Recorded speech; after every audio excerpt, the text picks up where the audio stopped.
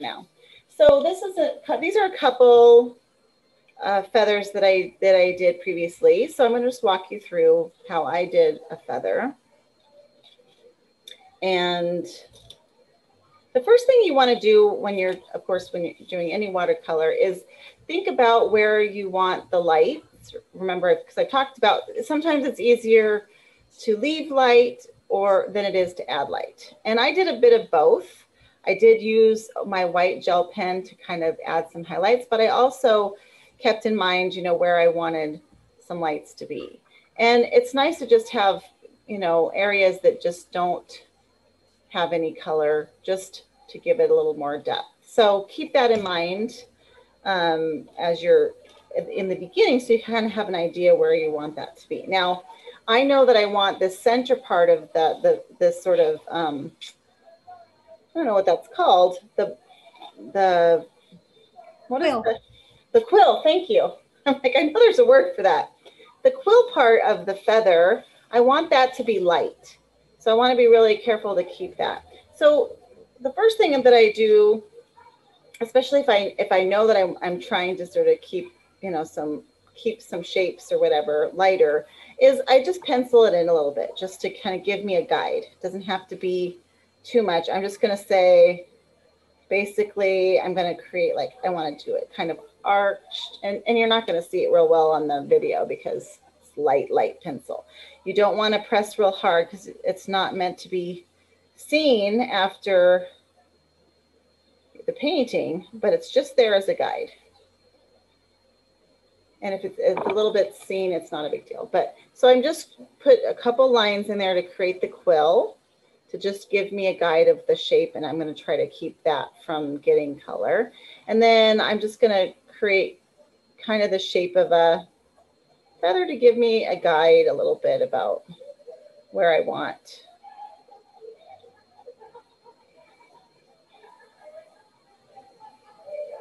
Where I want the other part. I don't know what that's called here.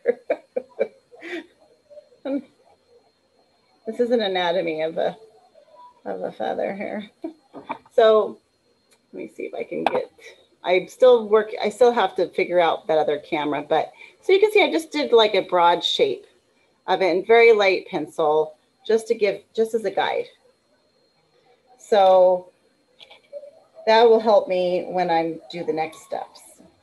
And the first part of that is what I'm going to do is start with this background, which is wet on wet. It gives you that bleeding and that real like flowy look.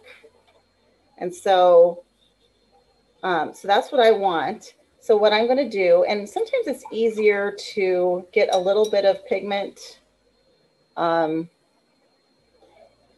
just like barely any, just so you can see where the water is going. I could just do clear water too, just because I just want it wet. But if you have a little bit of pigment on your brush, then you can see when you lay it down where you're laying it. And I'm just going to basically go right along the edge of that quill. I don't want to go in the quill because I don't want any of this color bleeding into that direction. So I'm just going to kind of like add some water along this outer part, right along the quill. And that's going to be where my limit is. And then I can add it on the other side as well, making sure that I leave that center part dry. Because if I wet that, the color's going to bleed in there too, and I don't want it to go in there. I want to control that. So I'm just wetting these outer parts. And then I'm going to drop some color in.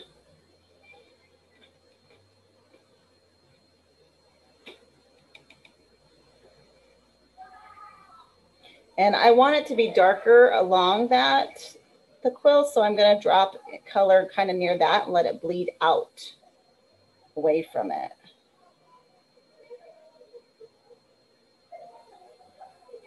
But I'm not going to go a straight line. I'm going to leave some spots kind of open. So you want to just like touch it in there so that it's not this uniform line. If that makes sense.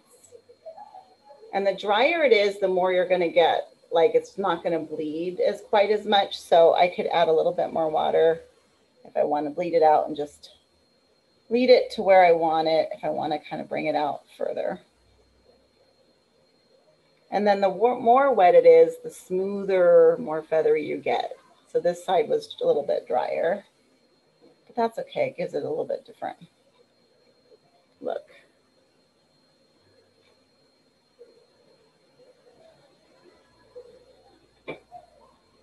And then I'm just going to keep dropping in color.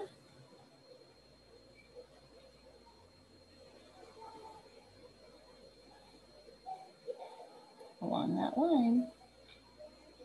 Now with the next, this is like a darker color, and that color I'm not gonna drop it as many places.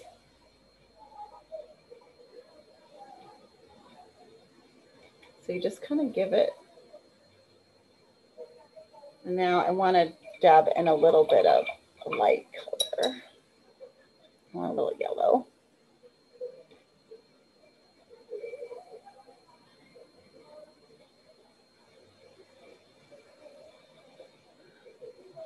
Have it kind of mix in there.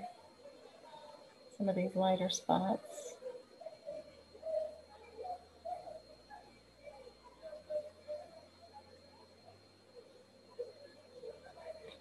And you're just kind of dabbing it in, but kind of mix it up a little bit so they're not all uniform.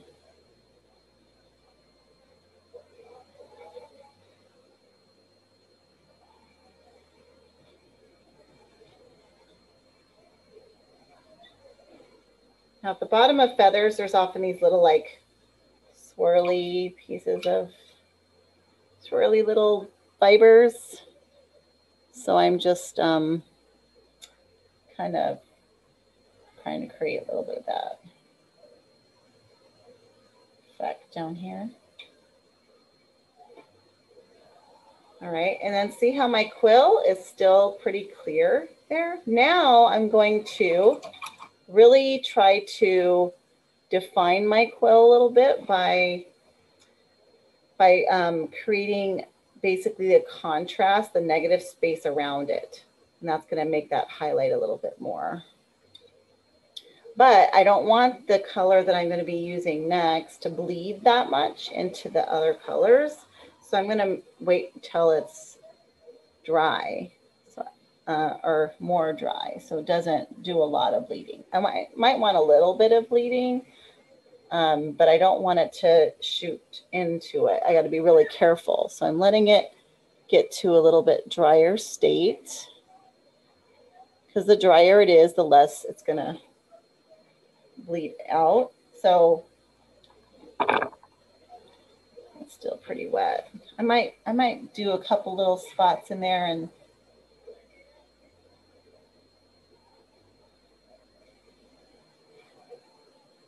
let a little bit of it bleed. So I'm basically just tracing along the edge of the quill with this darker golden, what am I using here? I'm using like, let me get my color chart so I can tell you what I'm using. That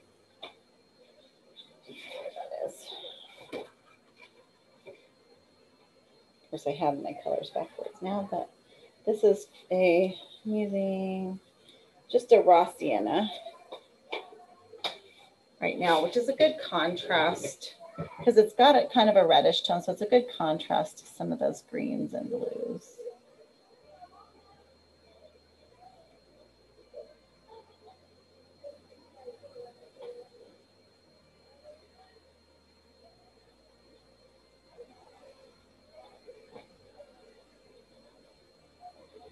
And again, I don't want to make it a straight line. I just want to touch it along the edge to say, oh, there's something there. Your eye will follow the line and continue it. You don't have to have the whole line there, if that makes sense.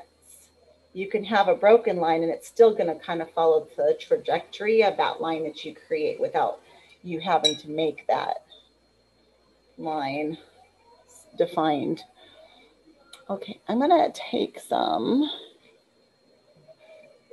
dark indigo because I love indigo as a good contrast. And that's also like a really, like a darker of the blue variety. And I'm gonna touch that in there too. Again, just trying to create that depth along the quill.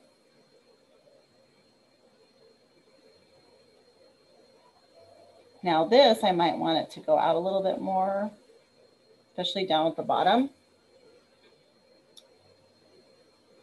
So I'm gonna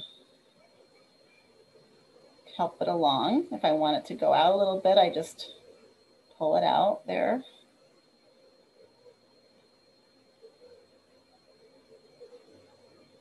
Or if it's still wet, it'll pull it out on its own.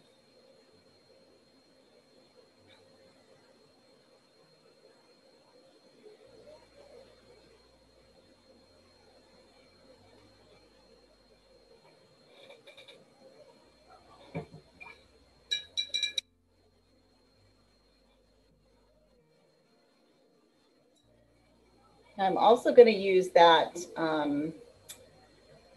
that indigo to give some, to define the fibers a little bit of the feather. See, right now it doesn't really look like the fibers. It just is kind of smooth. But once you start basically feathering out the little strokes, then you can get that look. But I have to wait till it's pretty dry. You have to just be careful because it's just gonna bleed wherever it's wet, and it's not gonna get that defined, those defined lines.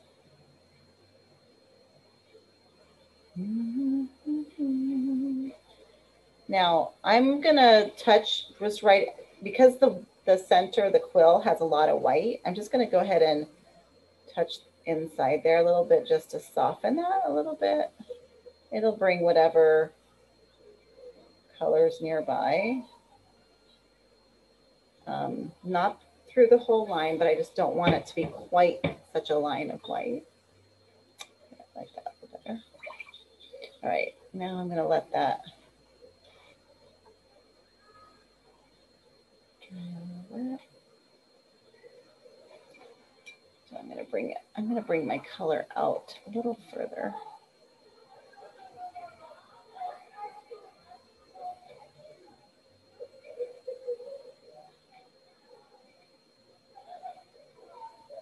The lighter color, I'm just bringing just kind of flicking it a little bit to start to give the edges of those fibers.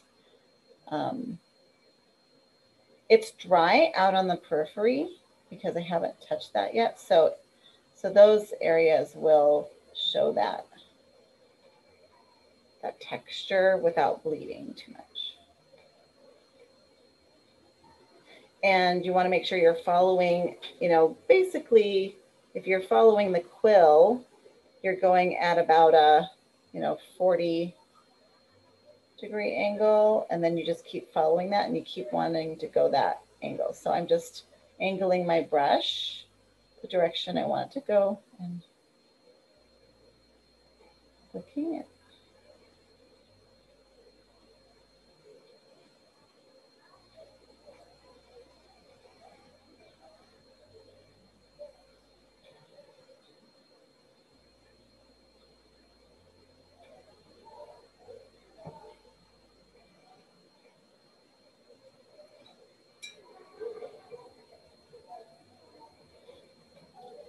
Okay, now I'm gonna let it dry. Well, I want it to dry faster, so I'm gonna see if I can figure out what I did with my hair with my hair dryer. Hold on a second. I know it's here somewhere. Almost everything is. But now I lost the things I used to know where they were.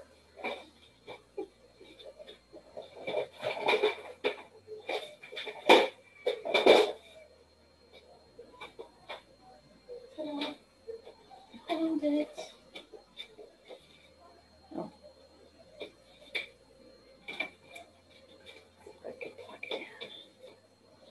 be dry by the time I do. Oh, here we go.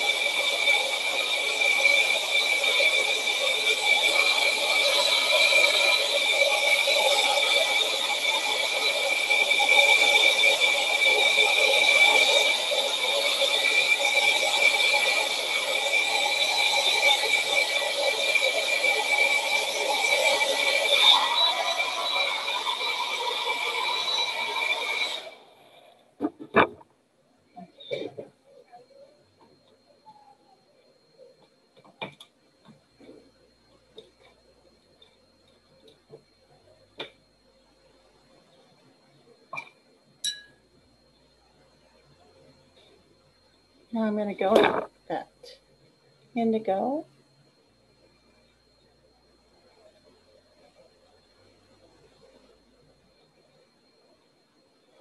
My favorites, as you probably figured out. Now this is when I'm trying to add a little bit of detail, so just be careful, you know, think about where you're going. I want a little bit of contrast, a little bit of everywhere, but I don't want it to be too much. I want it to just be enough to tell the story. So I want to basically tell the story that I've got these fibers going this way. And, you know, you might even use like a smaller brush. I'm trying to do it all with the one brush just to simplify, but they have like really these tiny little brushes that have like hardly any bristles that can be really good for these details. But otherwise, you just really bring your brush more vertical. So you're just getting the tip and just lightly like kiss the page. I'll just see. Let me see if I can get a better angle.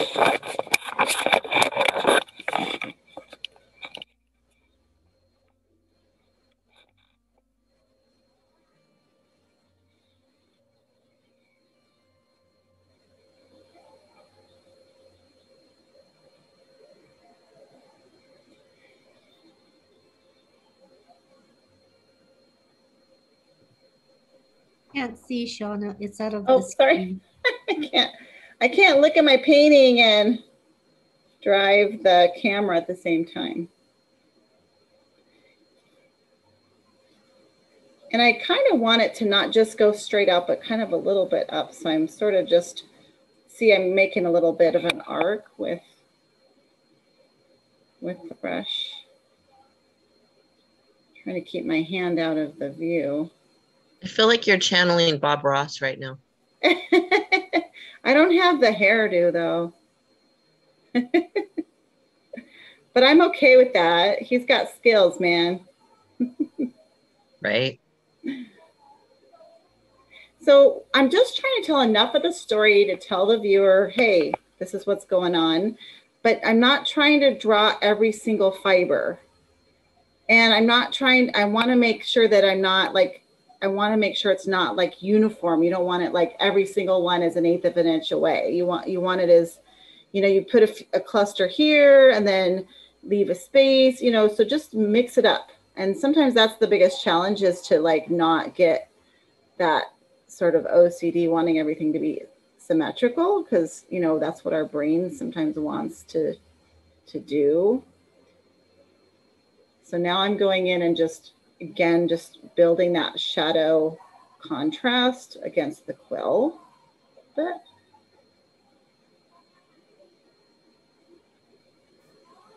it's like less is more. Yeah, exactly. Sometimes we get a little too, you know, you just want enough.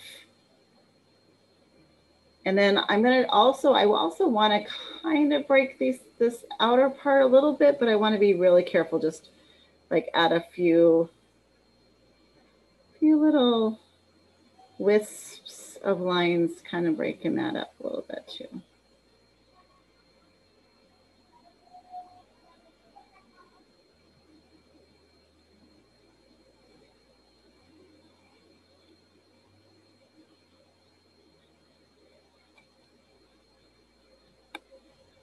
And there you go.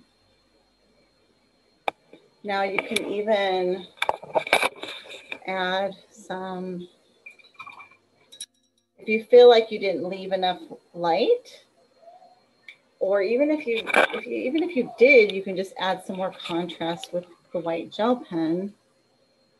Just kind of bring in a little, let's see if I can get it started here. Just, you know, throw in a few little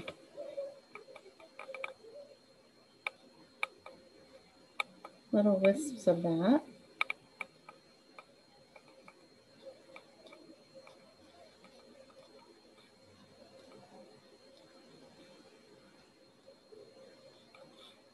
I'll break up some of, like if there's some areas that just look like they're darker, you just break them up.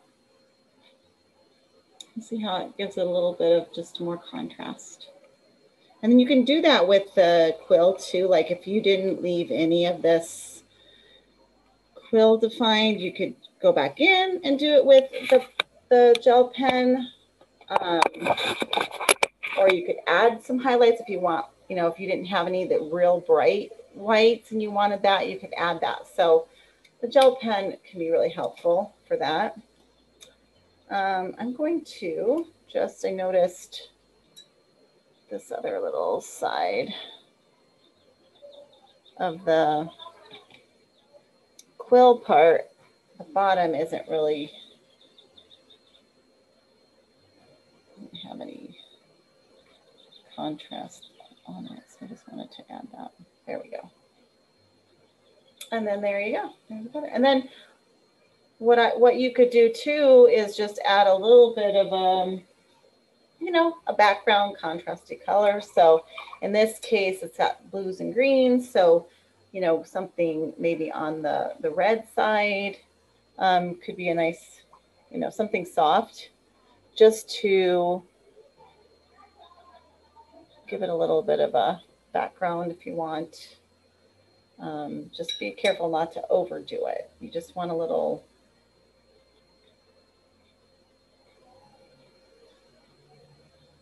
something soft.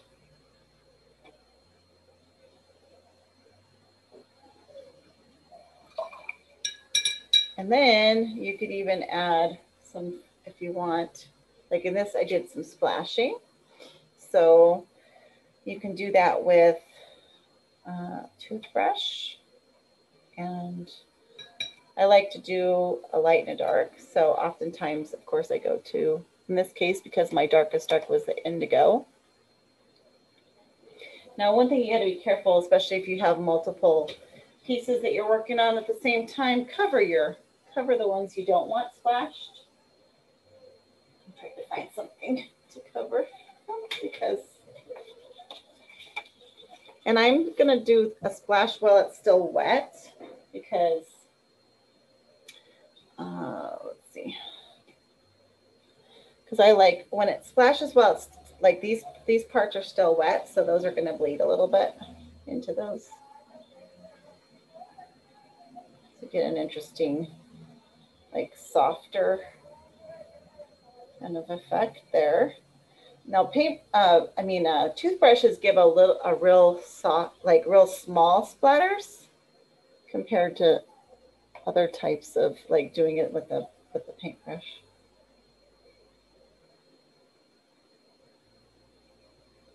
And a little bit more even.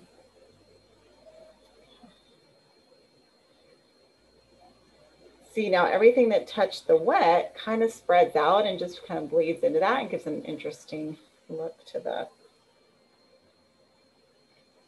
background. And then before I do it again, I'm going to go ahead and make sure that that's detailed spots.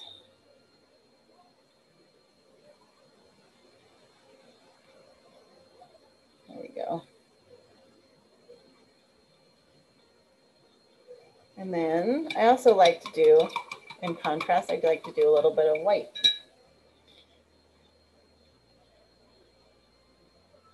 And white tends to be white, even the white watercolor that's not gouache tends to be a little bit more opaque.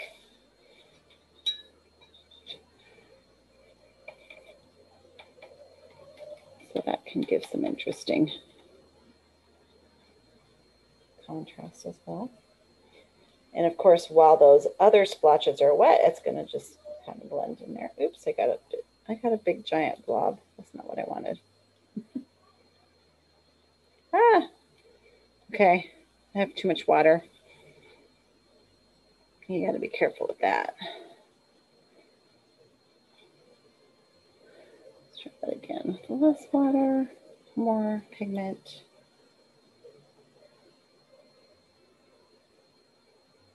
Sorry, it's hard to do it without show you guys. And all right, not have my hand in the way. All right, so now I got a few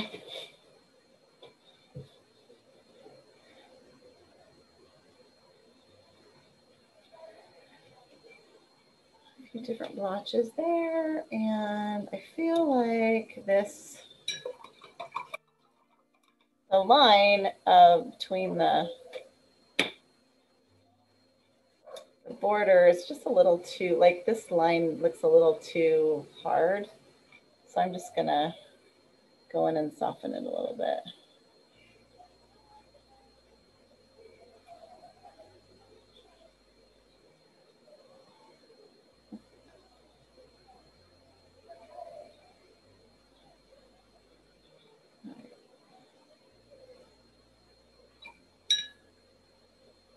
All right, there you go.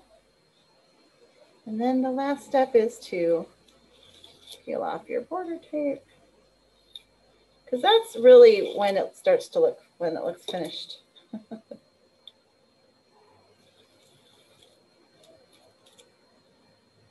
You have your border.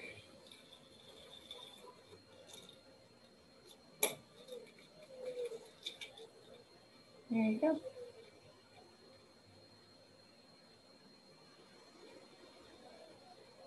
And then you sign it. Okay.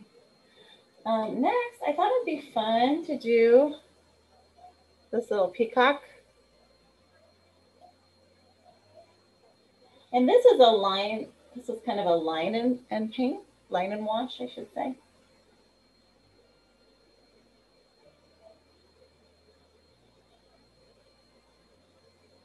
So I'm going to start with the lines, which I don't know if you can see that, but you can see there's these little lines here. And then he's all made from ink. So I like the microns, and this is an 01. Yeah, I'll use this one. So I'm just going to do the general shape of him. And this is real, like, just, you know, kind of whimsical, if you will. So I just want his body is just basically like, I'm not trying to do realism here. I'm just doing whimsical.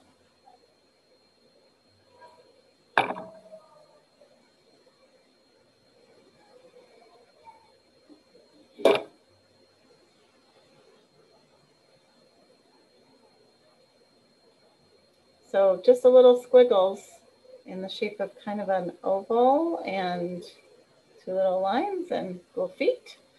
And then I'm just going to go out from like his core, right, in directions out like a fan. And then branch off.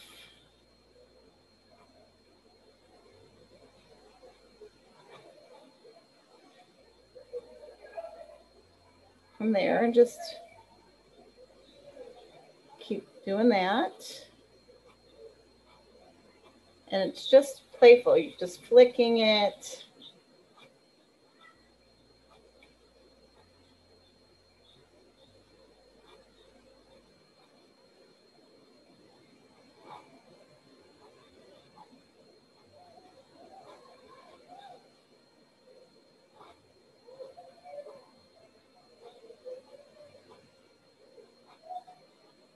Just making a bunch of Ys.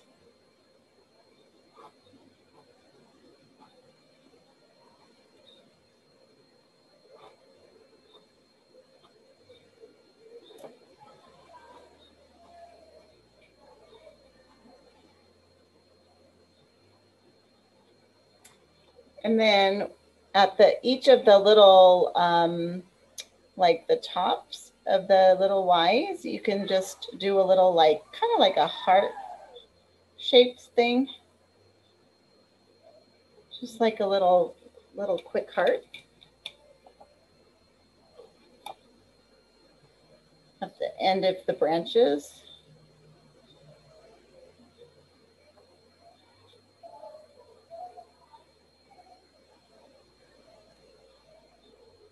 Messy hearts, though. Don't make them look like exactly like hearts.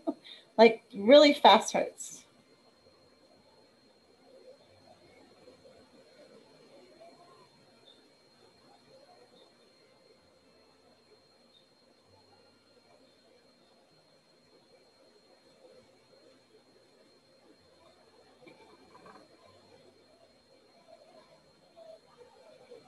Okay.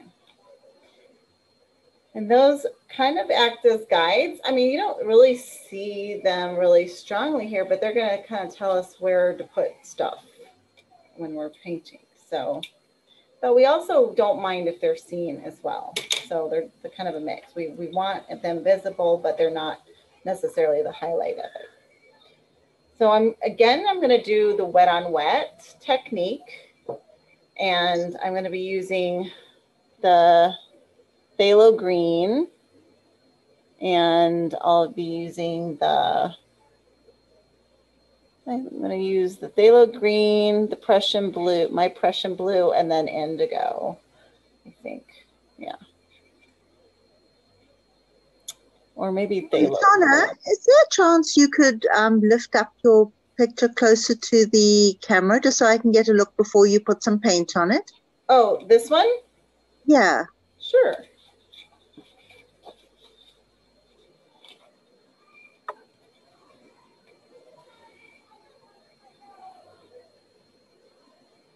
Okay, thank you very much. You're welcome.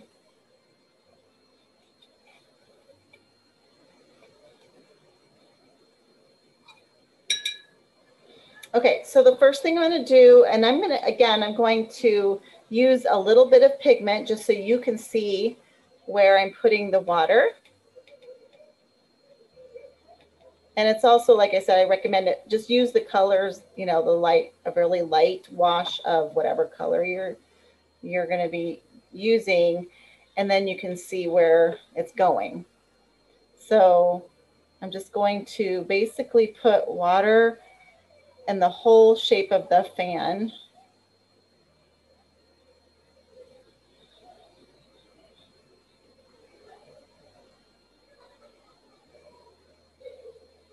Maybe leave a little couple, and I want to leave a little white around him so you can see his body a little bit. I just want to make sure that's wet. Now I'm going to touch in color. I'm going to start with that phthalo green.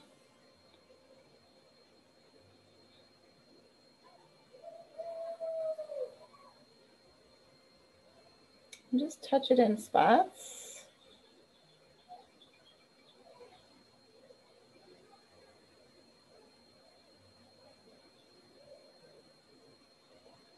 Let it do its thing.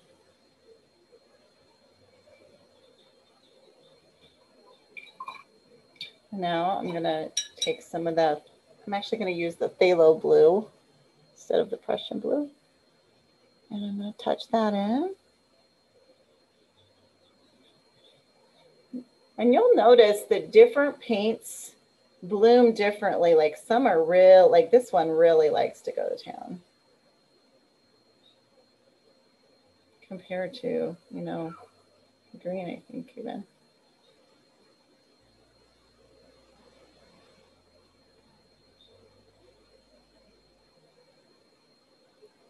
I don't want to have him completely white under there, but I want to keep a little bit of white around his body. Okay. And now I'm going to take that indigo and all of those little hearts that we did, that's where we want the indigo. So just kind of dab them in, and some of these dots are wet and some are dry.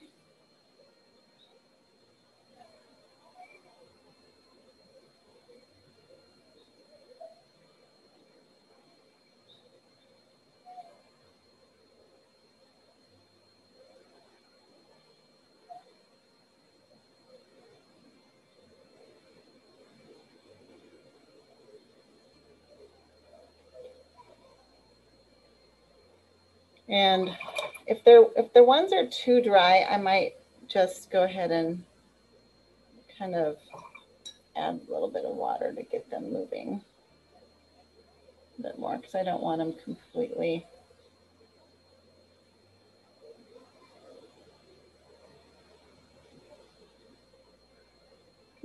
motionless up there.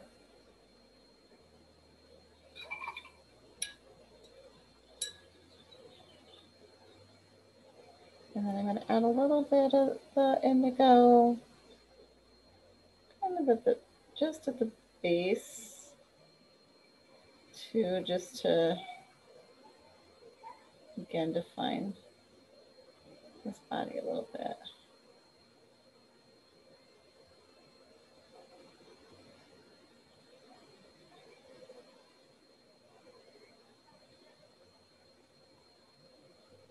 Sorry, Shauna, what color did you do the hearts?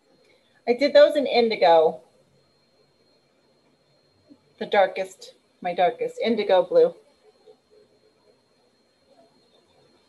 Now I'm going to go ahead and give his body just a little color. I'm being careful not to touch that indigo, because if I touch it, it'll suck it right in and his body will disappear. So, or you can wait till it dries.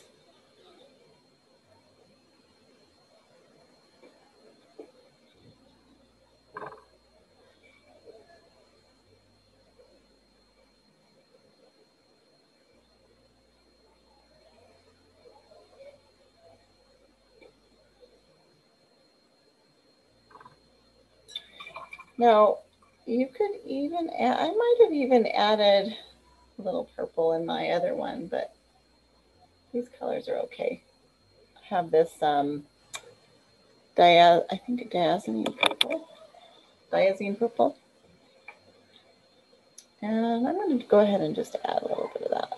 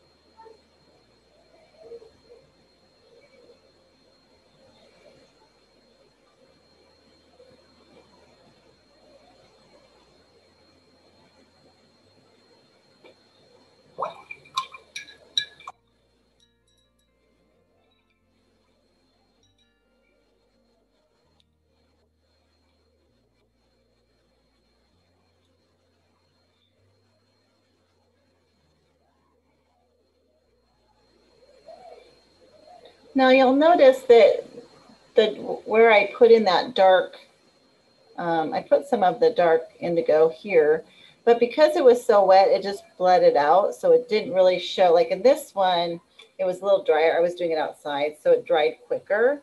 So you get a little bit more definition on these drop-ins. Whereas the wetter it is, the more bleeding it happens, and then it's softer, the softer the drop-ins. So if you have that happen and you want it to be a little bit more defined, you can just let it dry a little longer and then drop it. You could drop them in again. Like you could still, even now I can let it dry some and then I could drop more in. Or in general, you can just wait longer, because the drier it is, the shorter the distance these blooms are going to go, basically, because the water helps move the pigment. So just bear that in mind. If it's really, really wet, they're just going to basically keep moving until there's no longer a defined shape. This guy's really good.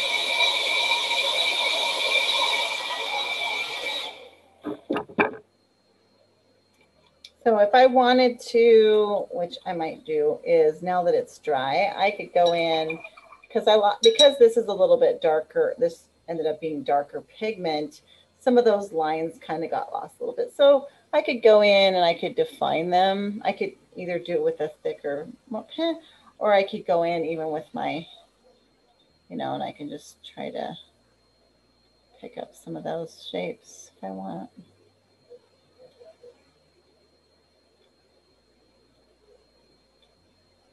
Not all of them. Remember, just tell enough of the story. I just want to show that.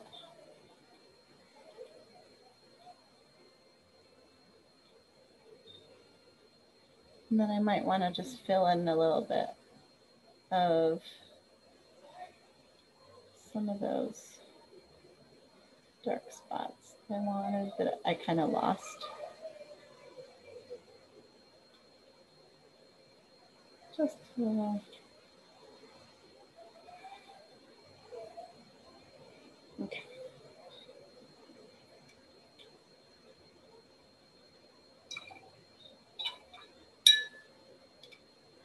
All right. And then if you wanted to splatter, you could, but there's a lot going on. I don't feel the need to splatter him.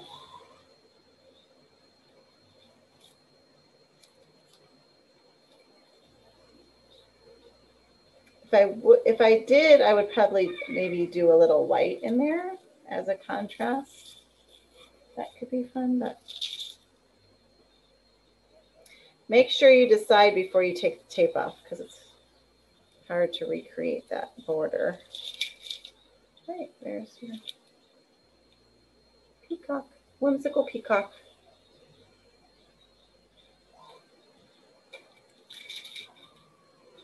All right, let's do, how about, what are we doing on time? Okay, half an hour. How about a fish, fishy fish?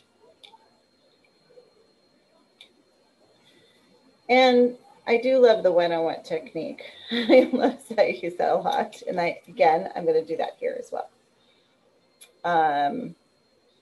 Now you could do like if you wanted a blue wash that was solid, you could kind of do that behind, but I like adding just like a little kind of whimsical background around it. That way I can kind of leave it white around it too. So however you want to do that, just be careful if you do a wash and there's blue behind this, it's going to subdue the brilliance of the color. So you would want to maybe mask it first to keep the brightness of the shape. So in this case, the fish is basically kind of turned facing you, and then its tail goes back behind.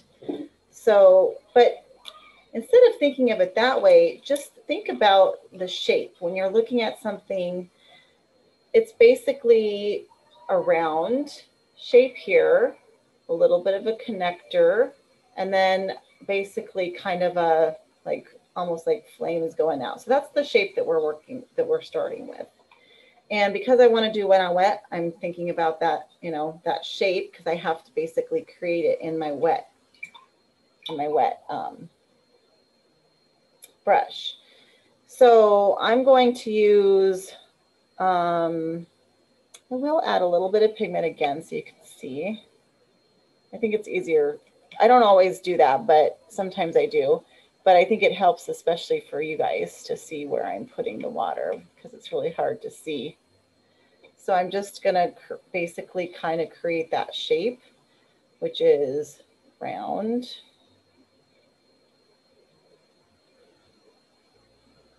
And then narrow, and then just going out.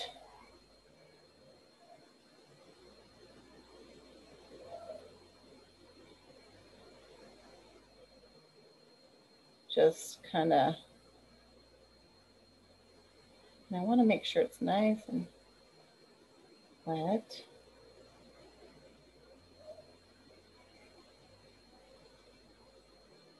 Because you got to work quickly, because you want it to be wet enough when you're adding the pigment. So I'm going to start by dropping in some cadmium orange.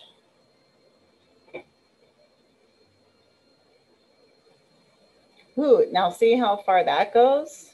It's a really traveling color. It's also travel because of the, you know, how wet it is. So it's not only the wetness, but also the pigment that can affect that. So I just dropped in a few spots of orange. Now I'm going to use probably cadmium red here. I'm going to drop in some spots of that. Woo, look at that go. That pretty much like took over all of the orange. But look at how it's still going. I mean, it like traveled all the way into that. Yeah, cadmium red. And so you'll start to get familiar with how different paints travel. I wanted to leave a little there, but it just took over everything. So that's funny.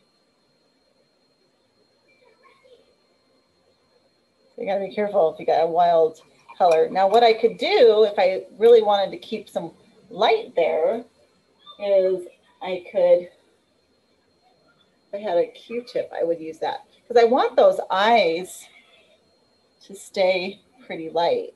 So I'm just going to lift a little bit of that pigment up, especially where I want those eyes to be. And I just don't want the whole face to be that. So there we go. Got a little too much party going on there, cadmium red.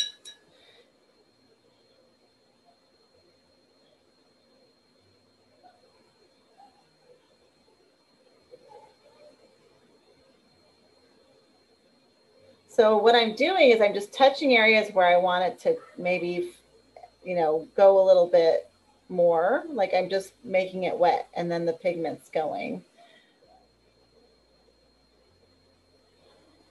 So.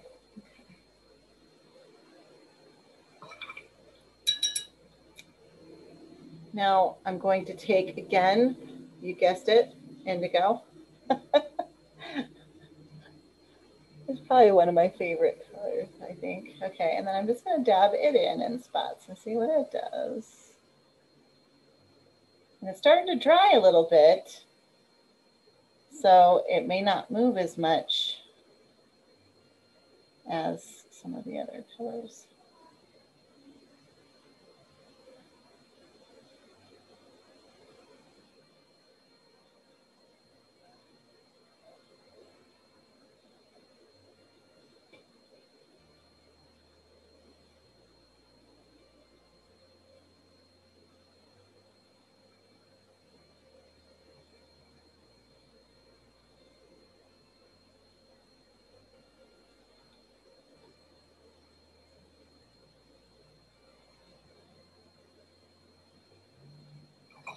And again, if it starts getting into that spot where I want the eye to be, I can just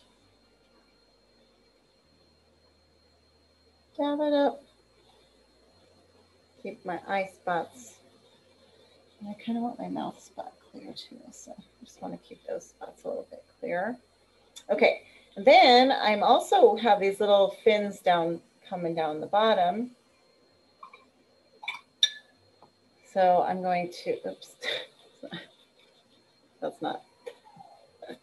I have things a different orientation. Where did my,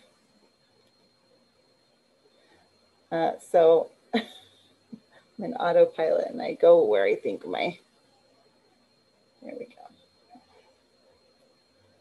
All right, so I'm gonna just take a little bit of that really faint color just so I can see it.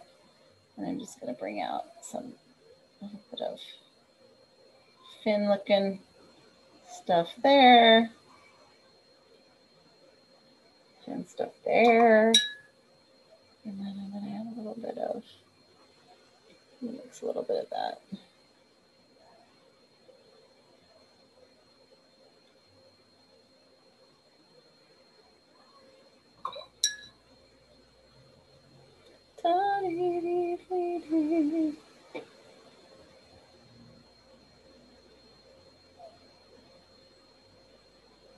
Like the cool thing about this technique is you don't know what you're gonna get, so it's always different, each time. And that's really fun about this particular technique, is you just don't know what you're gonna get till you get it. All right, so there's the shape. It's still not a fish yet because we got to give it some features. So it's got these two eyes here, basically just like a dark. Now you can use if it's easier, you can use a marker to get that pupil for the detail, or I would say probably a smaller brush if you're going to do it by brush, just because it's more precision. And I'm going to use, I'm going to go ahead and use, I think, Payne's Gray. If you have a black in your palette, you can use black. But, okay, so I just want to think about where the eyes are. This one's kind of off to the side a little bit.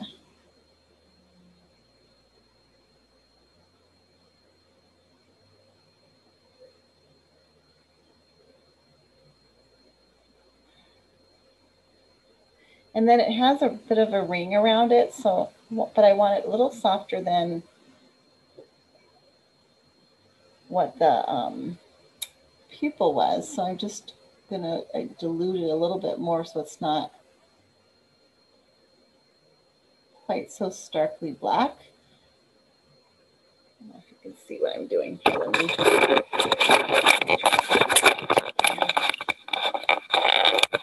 if I can hold this while I do it.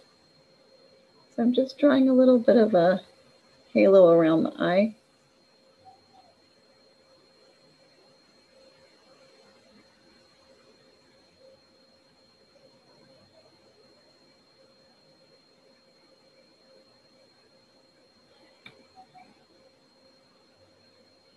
And that makes that space between the pupil and that outer halo bright by comparison. Make sure it's dry before you do these kinds of details, or else it'll keep bleeding out. And then the shape of the mouth, I'm gonna create a little kind of an arc. And this is basically the like kind of shadow of the lips. And the bottom part is a little darker than I would want. So I could go in this case, I'm going to go ahead and I might use some white, because I don't need it to be real white. I just want it to be, I just want to show that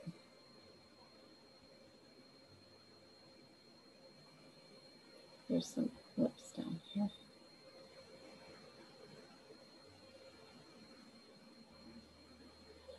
And this will kind of take the color that's below it and just lighten it a little bit.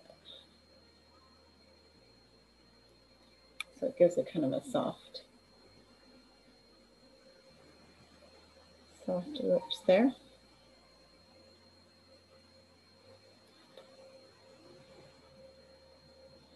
And then the last thing I'm going to do, I'm just going to now create a little bit of some shape to it by using some of the colors that we used, and then just create some detail lines now that it's, well, it's still drying. Let me get it dry.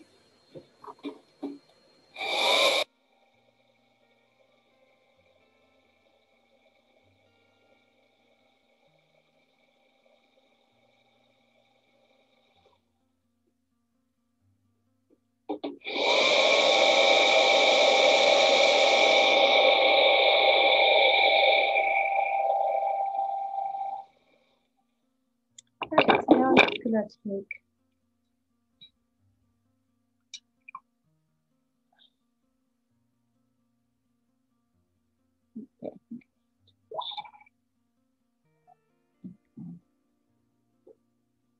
I'll take some cadmium red.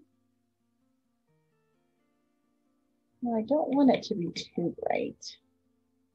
I want it to be too stark. So I'm watering it down a little bit and just kind of mixing it with whatever I got on my palette. And I'm just going to basically follow what I imagine these really flowy fins to be. So I'm just going to kind of bring in some strokes.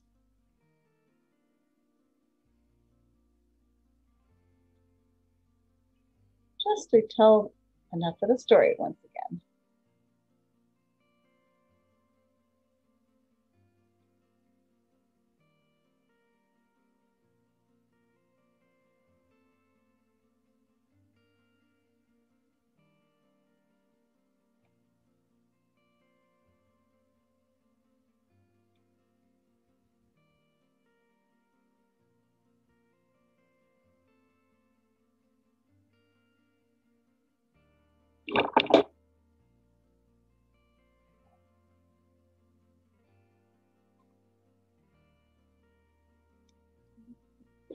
Go, but not too dark on that end.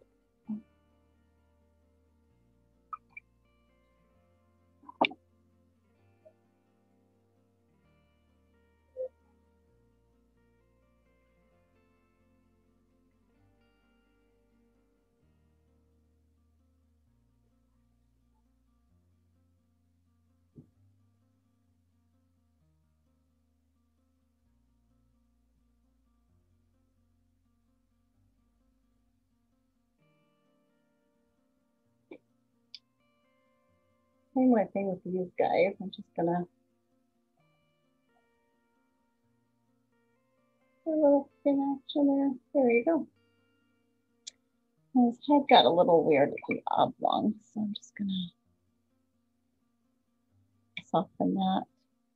Whatever his little cone head is going on here.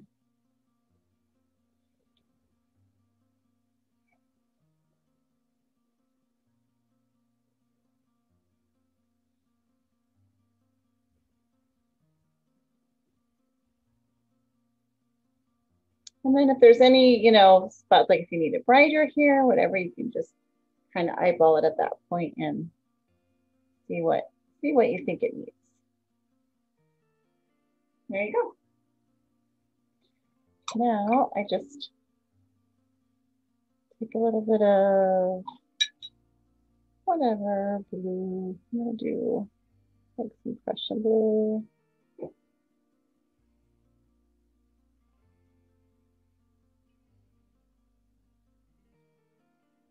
I'm just touching a little bit there. And a little bit more water.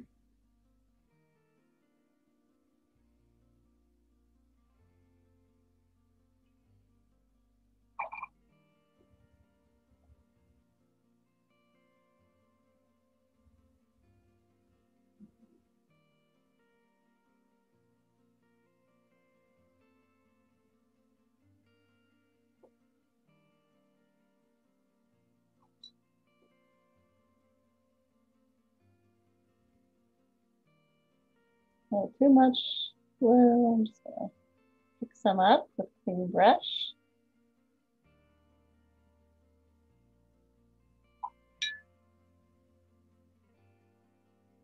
I got too much.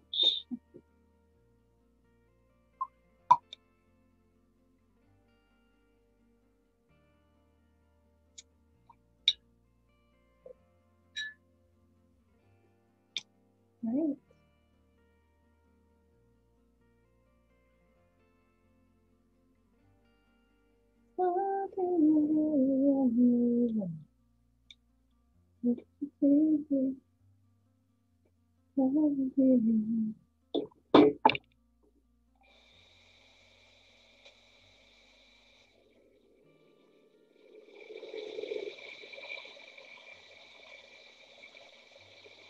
So, Shauna, sometimes you were just using water and sometimes you were using paint. How do you know when you should just use water? Well, if I'm trying to reduce the amount of pigment, like let's say I just put too dark a color on. So, okay, let me back up just a little bit. If I already have pigment on the brush, then when I go to the water, anytime I go to the water when there's already pigment on the brush, I'm lightening that pigment because I'm basically diluting a little bit on the brush. So I'll go in with a darker shade. Maybe I put it on there and I go, oh, that's too dark. So I give a little water, I dab it, and then I go back. It still has the pigment on there, but every time I go to the water, it lightens it just a little bit more because it washes a little bit of the pigment off. And then there's times when I want all the pigment off because I already have enough pigment that's laid down. I just want to soften what's there or lift what's there. Does that make sense? So yes. So if I, like, for example, right now, these are pretty harsh lines and maybe I don't want that. So I'm going to go in with just clear water and I'm just going to like kind of scrub along those edges and it'll loosen the pigment and I could maybe soften it depending. This isn't doing a very good job of that, but you can soften like hard edges by doing that. It might take a little time. So in that case, I want pure water. I don't want to add any more pigment to the page. So if you're trying to add pigment to the page, you then would go to the pigment. If you're trying to lighten the pigment or the color on the page, then you would go to water. So, and that takes practice, you know, and then sometimes you don't want much water on the brush at all. You want it a dry brush because you want it to be thirsty so it can pick up whatever's on there. So if I lay down some pigment, here, I'll do that on sample on this. If I lay down pigment and I go, oh, that's too dark, I just completely get all the pigment off, dry the brush as much as possible, and I can go in and pick that up and get that pigment off the page. If I put it down and it's too light, of course, I want to add more pigment. This isn't, if it's not enough, I get more pigment. If it's too much pigment, then I might want to add a little bit of water to soften the color of it. If I want a lighter. So it's, there is a lot to the water control. And that's where really it takes trial and error for doing it. And it's kind of, you get to a point where you're autopilot, like, okay, I need more. Okay, I need less. And it's a matter of water, it's a matter of pigment, and it's a balance. So be patient with yourself, kind of play around with it a little bit, because if you play with it a little bit on your palette here, you can kind of see what color you're going to get. But you really don't know until you get it to the page. And then you can decide if it's too light or too dark. And then you can play around with it on the page, you can play around with it on brush, or you can play around with the palette. So there's ways around it. Did I answer your question, Hen? Yes, it did.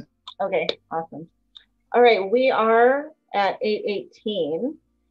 And I think it's too probably too much to start another. I could try a little. This sort of looks like lips.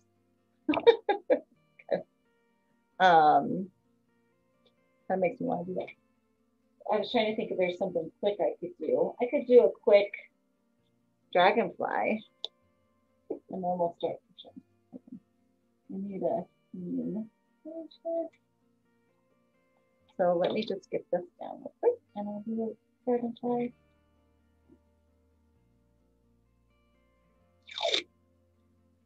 I think the bottom line to remember on any watercolor painting is always, you know, you go kind of big picture to detail. So you start with your background, you know, it's always layers.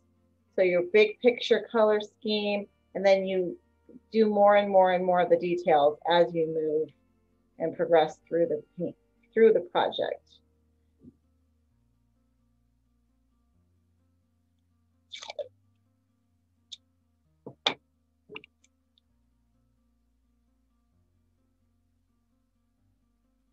And these are pretty loose style, so I'm not, you know, I'm not trying to do a field guide or anything.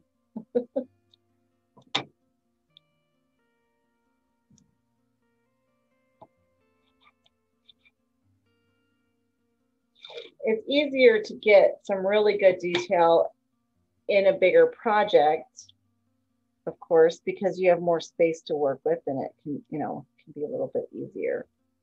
And then as you shrink it down, it looks even more, the details, you know, it can look even more amazing. Okay, so in this case, basically the basic shape, I'm just going to do a little bit of an outline, and you can just kind of make like a, almost like a crazy eight, another crazy eight, and then a line. So that's the general shape that we're working with.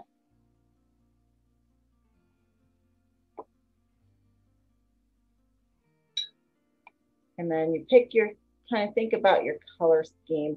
And again, look at your color wheel. Remember those different, the triads and the quads, whatever those are, tetrads, sorry. You know, and be careful with the complementary colors, because remember those mixed give, you know, more kind of some muddy colors, which you may or may not want. So let's do on this guy. I'll go again with this color. So I'm just going to, again, do, because I want wet on wet. So I'm going to fill in the shape of these wings.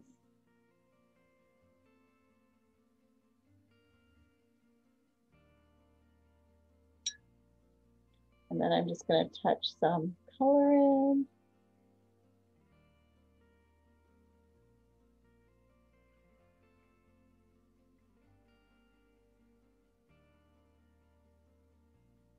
And you can keep dropping in color, and you know, it'll keep pushing the pigment out. So you can keep dropping it in the same spot too, and it'll keep it kind of going out. So if you only want it to be darker, you know, at the base, and you want it lighter at the edges, you can just keep dropping it in and pushing that pigment out.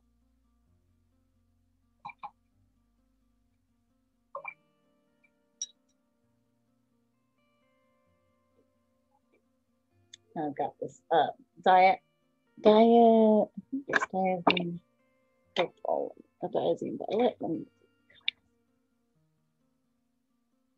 diazine purple.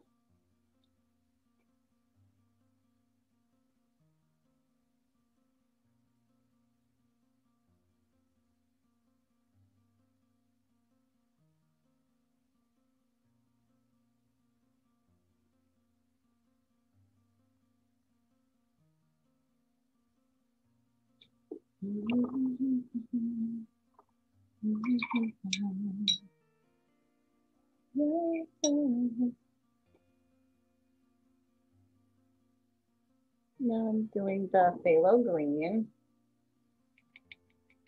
Let me get that. show up. It kind of dried out on me.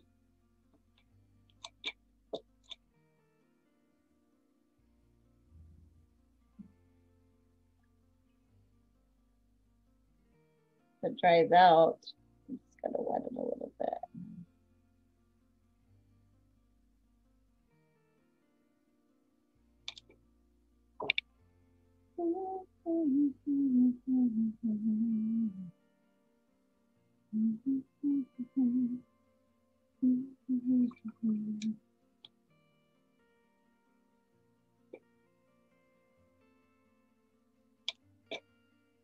Okay, now I'm gonna go ahead and I'm using this muddy water. I don't know if you can see it. Sometimes it's fun, and it may or may not show up. But when your water starts to get, the dirty water starts to look like mud, sometimes you can actually use that on your project. It'll show up as a little bit of pigmented. It's not really showing up. But.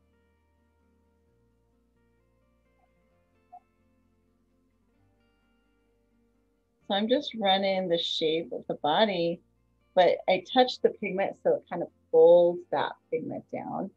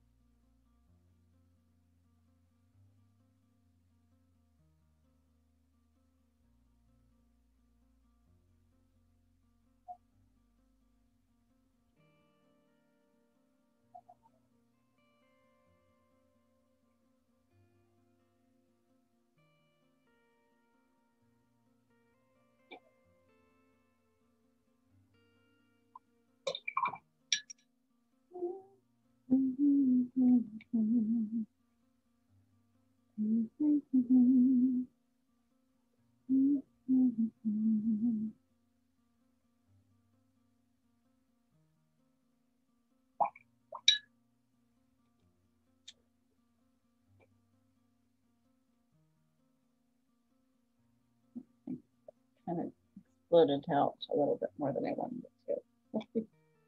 Everything looks teal to me. Huh? Everything looks teal to me. I'm having a hard time finding colors. I keep making it totally, totally different. That's okay. It's my picture. Oh, well, is mine looking teal or yours looking teal? No, yours. Well, mine are probably teal because I'm using a lot of phthalo green, which is kind of teal. Okay. So it could just be that that's the colors I tend to gravitate towards tonight.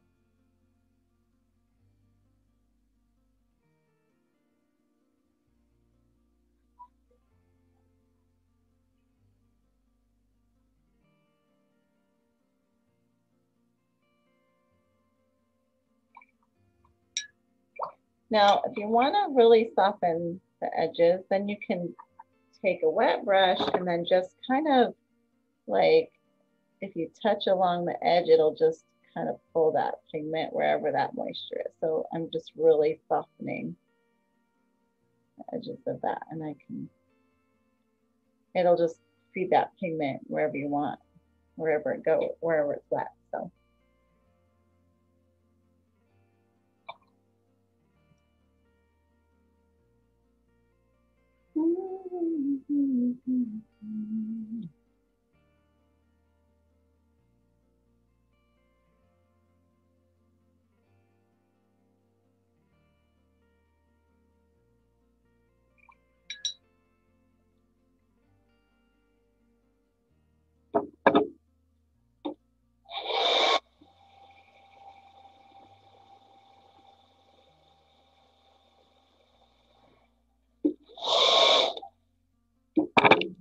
Now I'm going to do, let's see, I don't know how it's going to go, but I'm going to, give me a second. I'm going to show a technique. I'm going to go.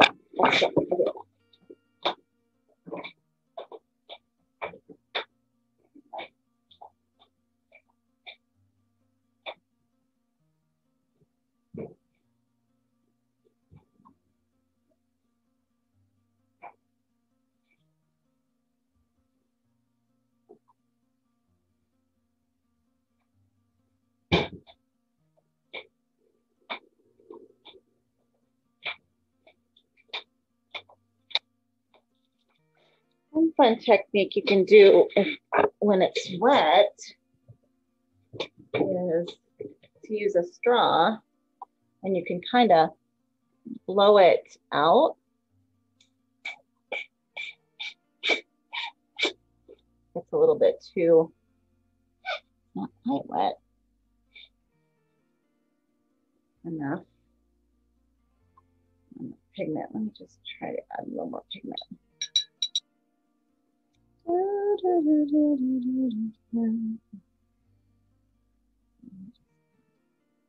Ooh, that guy's having some fun.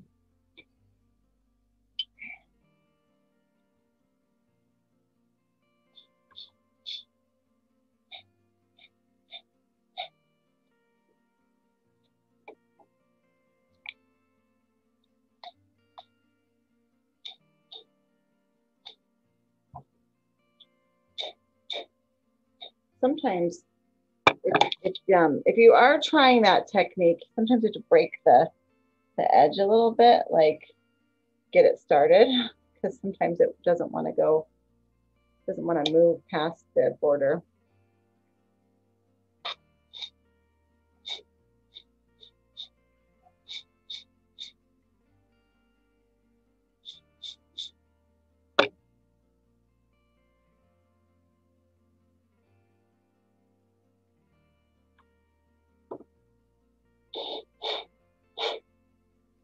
So you can have fun with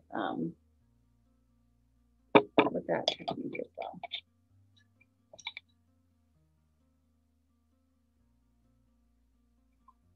Now in this case, I'm going to drop a little bit of, let me get him dry.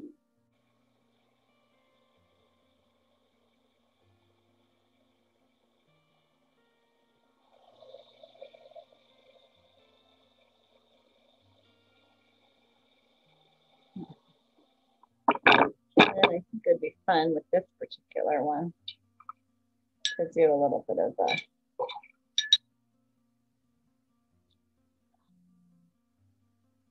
a little white splash.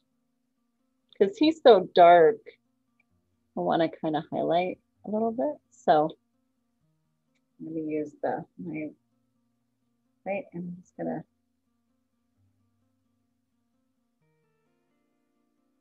pop in some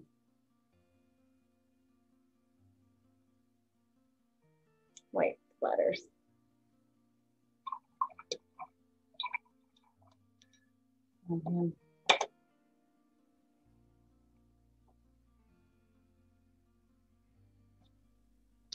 I missed that. What was that you just did? Was that water or white paint? So it's white paint. So I just, I used it's not gouache, but the white tends to be a little bit on the opaque side. So it's just white. And I think mine, and then mine is titanium white is the color that I used. And then I just got it nice and wet with it. And then I just tap it on there. And because this had such a dark background, it really pops on there. That's why I wanted to do the white. It adds a nice, yeah, it did. It was really good. Adds a nice contrast there. I thought it was just too much dark on dark, so that breaks it up a little bit. So there you go. All right, my creative friends. I'm gonna stop